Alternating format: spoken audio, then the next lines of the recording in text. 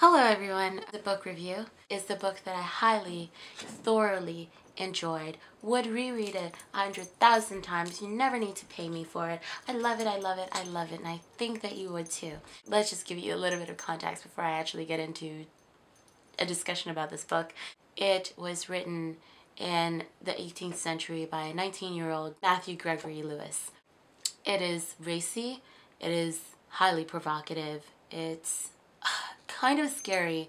It's got a lot of disturbing aspects and disturbing scenes. So if you think that there's a possibility that, like something that deals with sexual violence is not something that you will enjoy, please, or even pedophilia, or, like death, do not read this. Do not read this. This is a story about a monk who is in an abbey and he doesn't really want to be there. He meets this figure, this character who sways him into a world of sexual lust that he never thought existed, and sexual violence and deviousness. As the story unravels, we're introduced to these other characters who are unfortunately thrust into a chaotic system due to the Catholicism.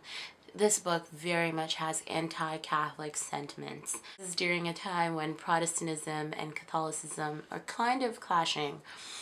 So it's very much anti-Catholic. It deals with the corruption of the papacy, the corruption of the Catholic leaders, of the abbey, corruption and sexual violence, how restricted or inhibited sexuality can really affect people psychologically, socially.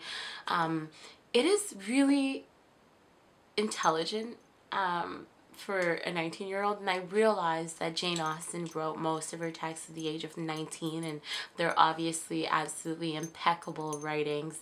But this is great. You like romance, you like this. Why? Because there's a romantic ending to it. If you like violence, you'll like this. If you like YA, let's talk about YA for a second. The one aspect of YA that most people will agree on is the fact that most YA text get straight to the point. They throw you in there with all this action and adventure. So if you like that kind of stuff, you will like this. You want something that's a classic?